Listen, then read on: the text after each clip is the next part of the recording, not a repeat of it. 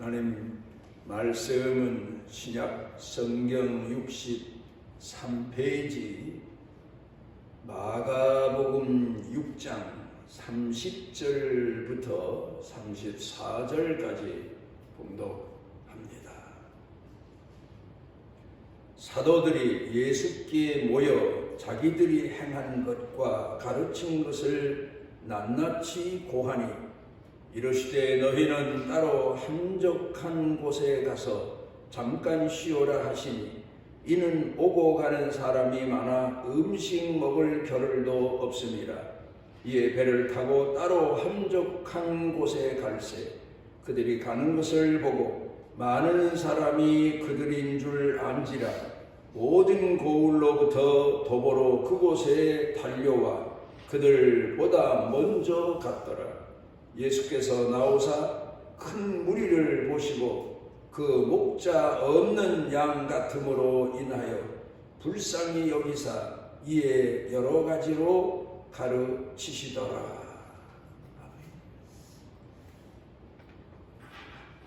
금년 날씨가 여름부터 보면 2, 3일이 멀다 하고 비 오고 또 가을도 여전히 그랬고 겨울도 여전히 2, 3일이 멀다 하고 날이 흐리면 눈 오고 그런 날을 삽니다. 이런 날을 살면서 번뜩 생각 드는 것이 어쩌면 나이 든 사람의 생각 날씨와 같을까 그런 생각을 해 봅니다. 사람이 젊었을 때에는 그런 생각을 잘 안 하지만 나이가 들게 되면 자기 자신을 돌아보게 되고 자기 자신의 무능함과 자기 자신의 연약함에 빠져들기가 쉽습니다. 그러면서 사회생활할 때에도 가정생활할 때에도 전에는 그런 일이 없었는데 자주 다른 사람들의 눈치를 본다고 할까요? 자격지심에서 또 자기 자신의 무능함에 대해서 탄식하는 그래서 어쩌면 3일이 멀다 하고 눈이 오고 비가 오는 날씨처럼 근심, 걱정, 갈등 이런데 사로잡히며 사는 인생이 나이 든 사람의 인생이 아닌가 그 생각을 해보게 됐습니다. 저 자신을 돌아보면서 때로는 이런저런 생각이 내 속사람을 어지럽히고 혼란하게 하고 그렇지만 그럴 때에 옛날을 돌이켜 생각을 해봅니다.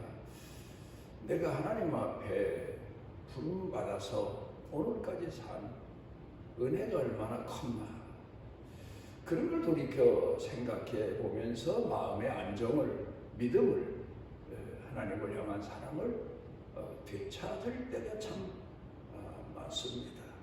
내 자신이 어렸을 때부터 지금까지 살아오는 동안에 하나님은 내게 있어서 내가 알지 못했는데도 선한 목자이셨구나. 아이가 어려서 자라면서 자기 어머니와 아버지를 인식하기까지는 나이가 좀 들어야 되는데 그 전에 어머니도 아버지도 알지 못한 때에도 부모는 그를 지극히 극진히 사랑한 것처럼 하나님께서는 나를 귀히 여기셨고 사랑하셨고 이끄셨고 인도하셨고 때가 되어서 나를 사용하셨구나.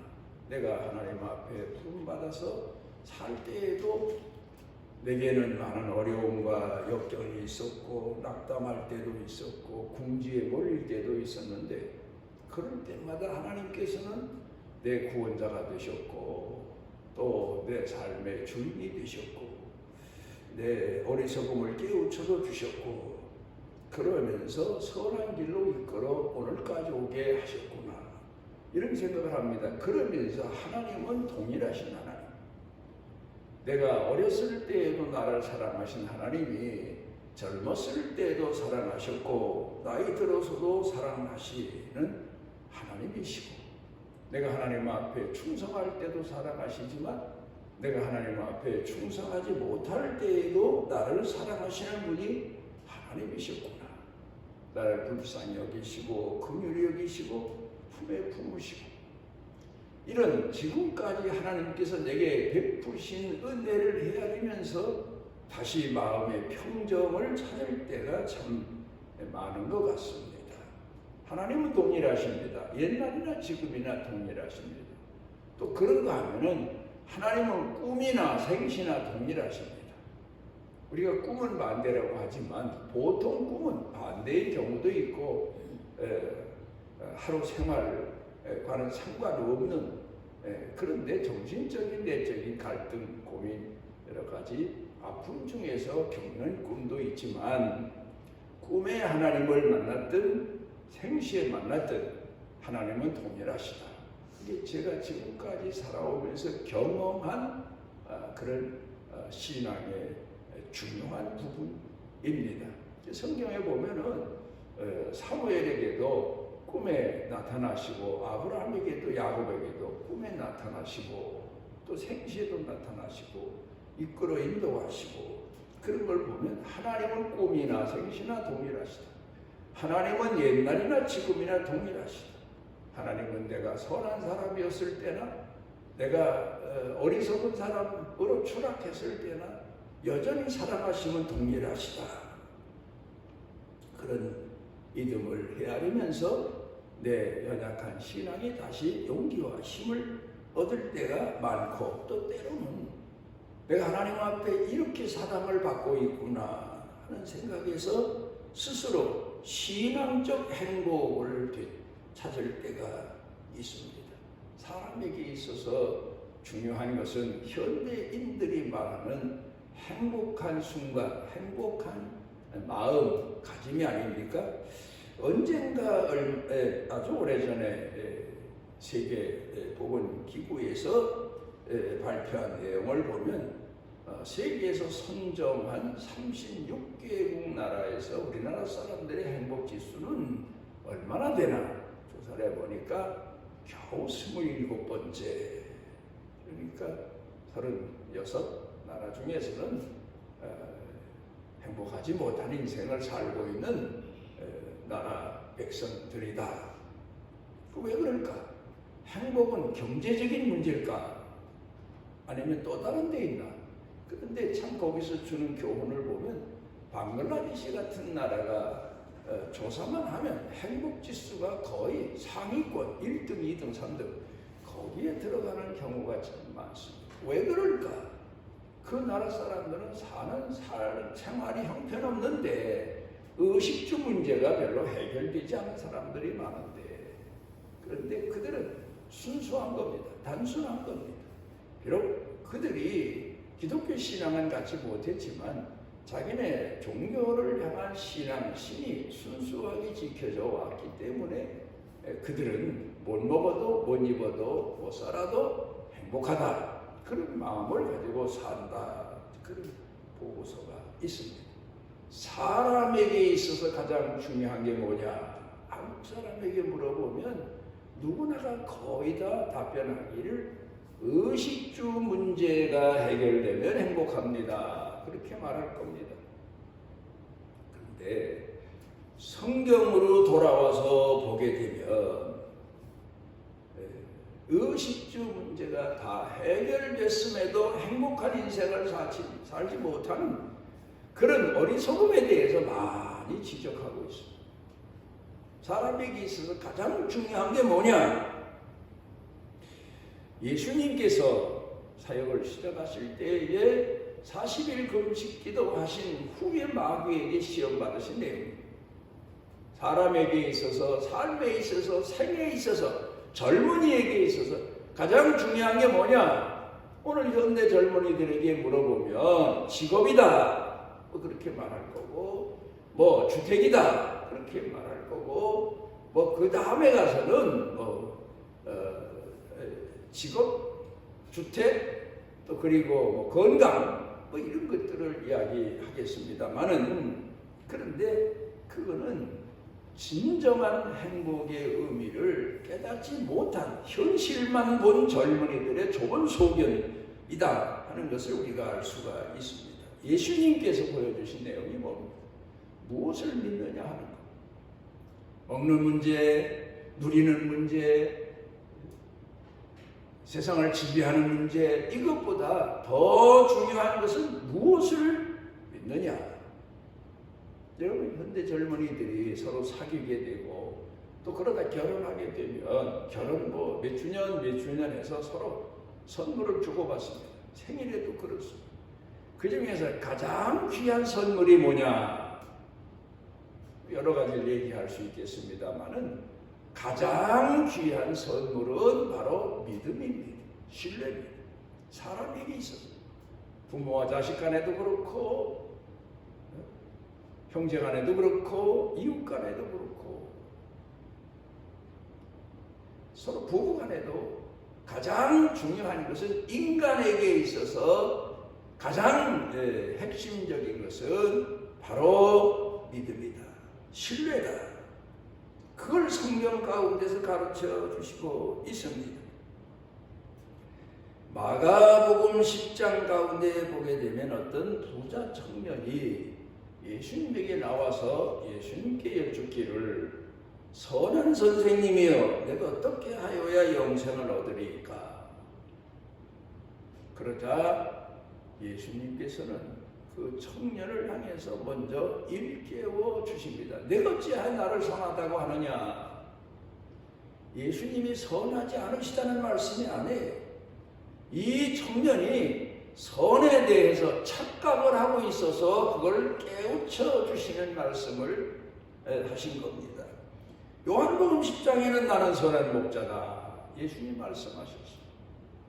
그런데 이 청년이 예수님께 나와서 선한 선생님 한 것은 그 예수님이 말씀하신 선한 목자의 의미를 담고 있는 게 아니에요. 이 청년은 그 선의 기준을 착한 일을 하면 선인 줄 알았어요. 착한 일을 하면, 착한 거하고 선한 거는 달라요. 언어적인 문제가 있지만 성경에서 가르치는 내용을 보게 되면 착해가지고 천국 가느냐? 아니다, 그 말이에요.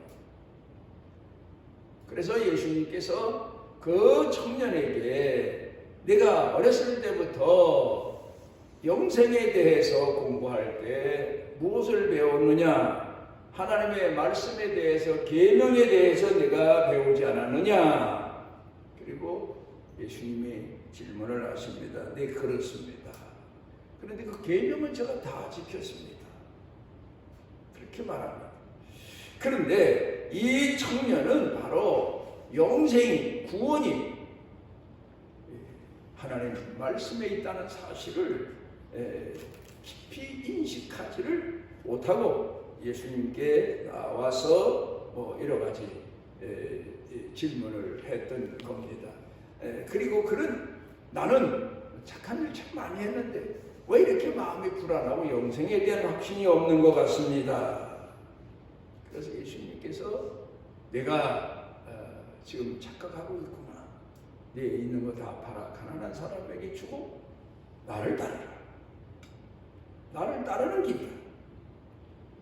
착한 일 하는데 영생이 있는 게 아니고 생명의 주이신 예수 그리스도를 따르는데 바로 영생이 있다. 그걸 말씀에 가르쳐 주신 겁니다. 귀한 진리입니다, 여러분. 우리는 오늘 예수를 믿으면서 내가 무슨 일을 하여 하나님 앞에 상을 받을까? 하늘나라 가서 얼마나 상을 받을까? 그런 어리석은 생각을 할 때가 참 많습니다. 하나님을 믿는 믿음으로 하나님께서는 우리에게 구원을 약속해 주셨는데 그 믿음에 대해서는 깊이 생각을 해보지 않고 있습니다. 이런 얘기가 있습니다. 양 한 마리가 비가 장대비가 옥수같이 쏟아지는데 나무 그늘 밑에 잠시 몸을 피해 봅니다만은 그렇다고 해서 그 양이 비를 피할 수 있는 건 아니지 않습니까? 비가 원체 쏟아지다 보니까 양의 털에 비가 쏟아지고 젖어들어서 다 양의 털에 물로 배버리고 말았습니다. 얼마나 비를 맞은 양은 그 몸에 지닌 털에 물이 배었을 때 얼마나 무거운지 걸음걸이도 걷지 못하고 쓰러질 정도라고 합니다.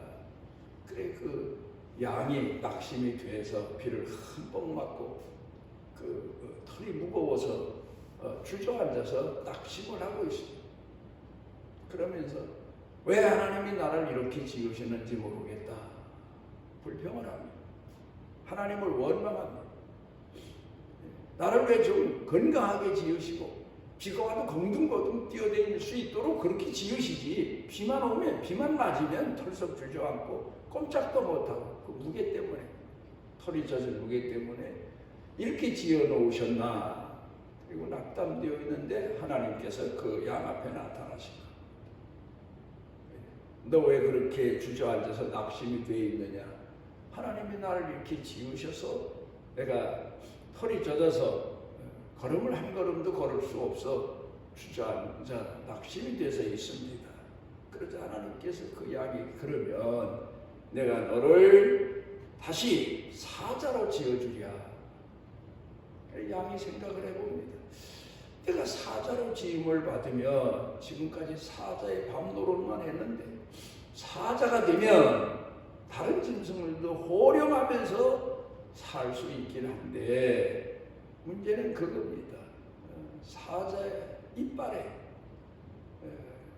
그 잡아먹으려고 물었다가 놓친 겨우 거기서 빠져나와 상처 입고 고통 겪는 짐승들을 많이 보은지라 사자로 나를 지으신다면 그 사나운 이빨로 짐승을 막 물어뜯어서 남에게 상처를 줄 텐데 생각을 해보니까 아닙니다. 하나님, 그건 안 되겠습니다. 제가 남에게 상처를 주고 어떻게 삽니까? 그러면 너를 어디든지 돌아다닐 수 있는, 아무 때나 어디든지 돌아다닐 수 있는 뱀으로 만들어주랴. 그 양이 생각을 해봅니다. 어디든지 마음대로 다닐 수 있는, 배로 비록 다니긴 하지만 뱀이 참 마음대로 다닐 수 있는 건 좋은데 그 이빨에 독이 있어요. 그래서 어떤 짐승이든지 물으면 살아남지 못하고 독에 의해서 죽는 거예요. 죽는 걸 많이 봤거든. 생각을 해봅니다. 하나님이 나를 뱀으로 지어주신다면 내가 다니면서 많은 짐승들을 물게 될 거고 그러면 죽을 텐데 아이고 하나님 그 일은 못하겠습니다. 그래서 하나님께서 그러면 너를 황소처럼 힘이 센 소로 지어주랴. 그런데 이 양이 또 생각을 해봅니다. 소에게는 뿔이 있는데 그 뿔에 맞추면 죽거나 아니면 불구가 돼서 생을 거의 마감할 정도인 짐승들을 소에 받쳐서 많이 보았거든요. 하나님 그것도 안 되겠습니다. 양이 생각해 봅니다. 아이고 제가 생각해 보니까 사자도 안 되겠고 뱀도 안 되겠고 소도 안 되겠고 저는 이대로가 좋습니다. 이렇게 답변했다는 동화죠. 이건 하나의 전설적인 이야기죠. 큰 교훈을 담고 있습니다. 우리 성도들이 오늘을 살아가면서 때로는 권세가 필요하고 때로는 돈이 필요하고 때로는 좀 용기가 필요하고 이런 것들이 필요해서 그게 없어서 오늘을 사는 사람들로부터 고난을 당하고 역경을 당할 때가 참 많지만 그런데 그걸 하나님이 주신다면 그걸 내가 갖는다면 내게 정말 유익이 될까? 하나님께 영광 돌리는 신앙인이 될까? 우리가 생각해 보면 아이고 하나님 오늘 나를 이렇게 어리석게 지으신 것 같고 연약하게 지으신 것 같지만 이대로가 좋습니다. 그렇게 돌이켜 생각해 보면 고백할 수 있는 그런 내용들 담고 있습니다. 오늘 성경 본문에서 우리에게 가르쳐 주시고 있는 내용의 참 깊은 의미가 목자를 잃은 양입니다. 물론 불의한 목자를 만나서 오늘 본문의 배경을 놓고 보면 목자들이 목자 노릇을 못해서 그래서 헤매는 양떼가 됐지만 여기서 중요한 내용은 우리가 더 깊이 헤아려 보면 목자를 잃은 겁니다. 시편 23편을 다시 생각해 봅니다. 다윗이 고백하기를 여호와는 나의 목자시니 내게 부족함이 없으리로다. 나를 푸른 초장에 잔잔한 물가에 인도하시는 도다. 그런데 그 다음이 문제입니다. 비록 사막의 음침한 골짜기를 헤맬지라도 해받음을 고통당하고 고난 겪는 것을 두려워하지 않는 것을 주께서 나와 함께 하시리라. 그 시편을 읽는 성도들이 많죠. 성경 가운데서 기독교인이 제일 많이 읽는 성구가 시편 23편이다. 고난당할 때 또 하나님 앞에 감사한 일이 있을 때 그 시편을 읽는다. 뭐 그렇게 말합니다만은 거기서 보면은 푸른 초장 잔잔한 물가 이게 중요한 게 아니에요. 시편 23편에서 말씀하고 있는 내용은 물론 사람에게는 푸른 초장이 중요하고 잔잔한 물가가 중요하지만 성경 23편에서 말씀하고 있는 내용은 아니에요. 그거 아니에요. 푸른 초장 잔잔한 물가가 있어요. 근데 거기 목자가 없어요. 그러면 거기 가겠느냐 하는 겁니다. 다윗 시는 고백입니다. 푸른 초장 잔잔한 물가에 목자 없이 나갔다가 이리떼에게 짐승에게 잡혀먹는 그런 경우가 오늘 우리 삶 생활 중에서 얼마나 많습니까? 목자를 떠나서. 그런데 이 양은 압니다. 목자가 있어야 된다는 거. 푸른 초장보다 잔잔한 물가보다 더 중요한 건 목자라는 거예요. 사망의 음침한 골짜기를 헤맬지라도 목자와 함께라면 나는 거기 가겠다.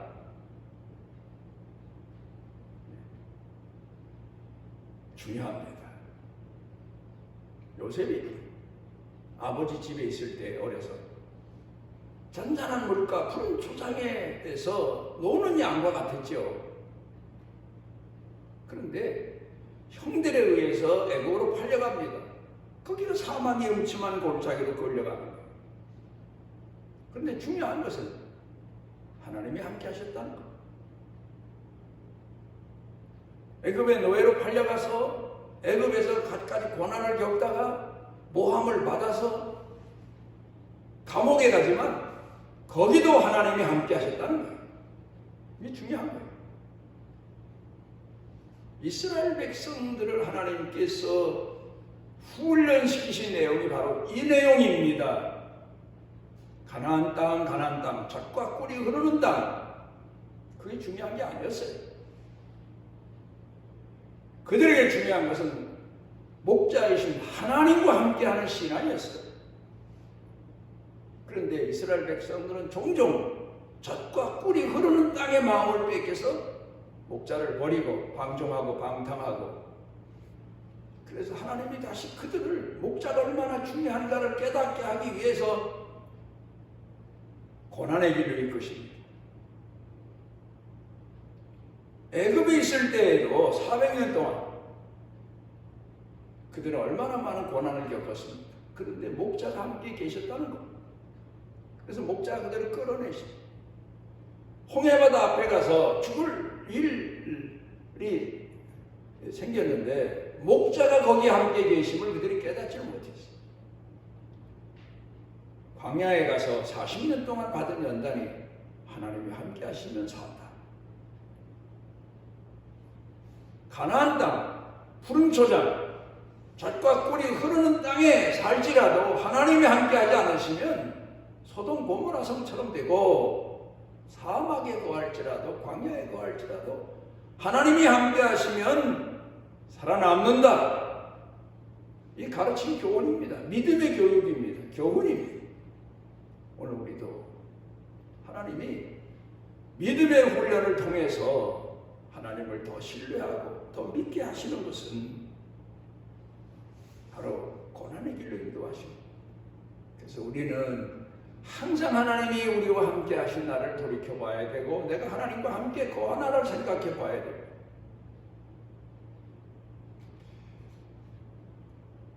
성경 가운데 보게 되면 엘리 제사장에 관한 이야기가 나옵니다. 그는 넉넉하고 풍족한 제사장으로 살았습니다. 그런데 그가 하나님과 함께하는 신앙 생활에 게을렀습니다. 그는 배부르고 풍족하면 하나님이 함께 하시는 줄 알았어요. 그런데 아니, 늘 깨어있지 못했어요. 콜럼버스가 미지의 세계를 발견하기 위해서 대망의 꿈을 가지고 배를 출항시켰어요.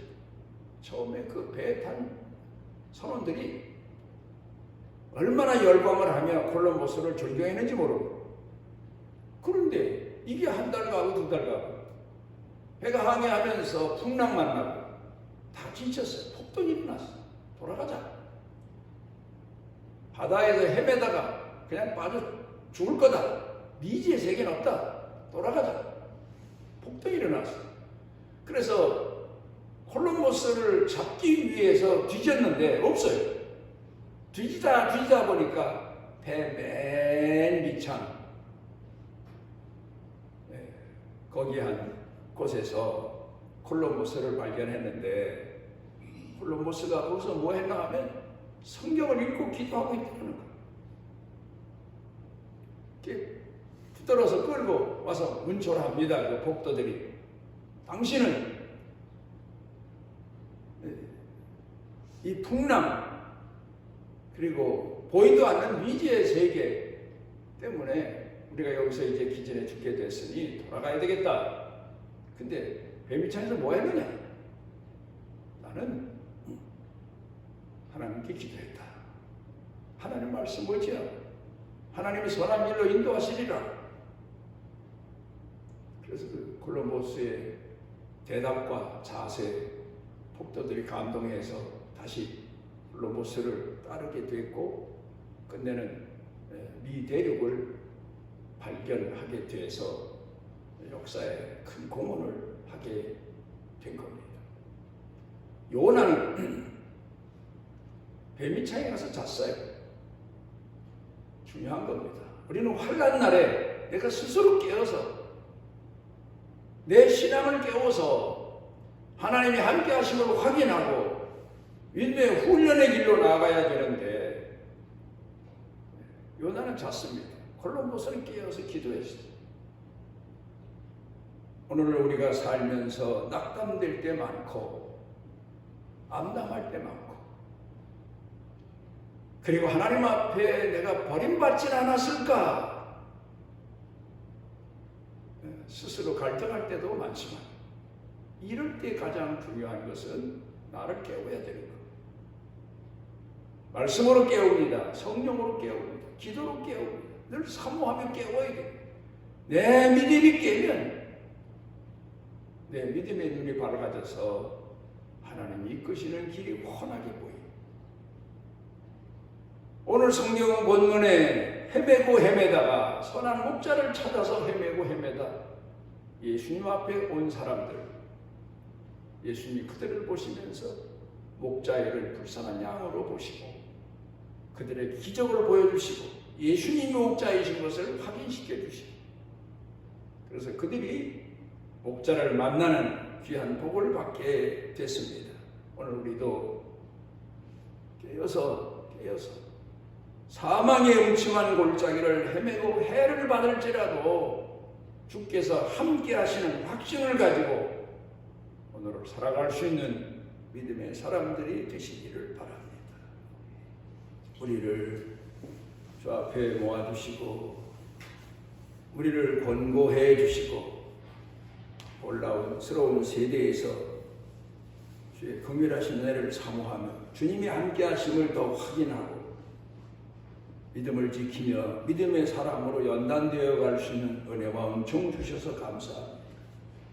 주님, 기도하옵는 것은 주께서 사랑하는 자녀들 목자 곁을 떠나지 않게 해주시고 잔잔한 물가와 푸른 초장이 우리를 유혹할지라도 거기 목자가 없으면 사망의 음침한 골짜기를 가시는 주님을 따라갈 수 있는 믿음의 결단을 더하시옵소서. 예수님 이름으로 기도드리옵나이다. 하나님 여호와께서 그 날개 아래 보호를 받으러 온 내게 온전한 상 주시기를 원하노라. 우리를 사망의 음침한 골짜기를 헤맬 때에도 함께해 주시는 우리 주 예수 그리스도의 무한하신 은혜와 우리를 선택하시고 우리를 생명의 길로 이끄시는 아버지 하나님의 지극하신 사랑과 우리 속에 내재하셔서 영을 분별하게 하시고 세상을 분별하게 하시는 성령님의 능력의 은총이 사랑하는 자녀들의 생각, 마음, 영과 육 그리고 사는 생활, 일터, 경영 온 가족 중에 그리고 온 교회 중에 넘치고 넘치도록 함께 하시기를 축원하옵나이다.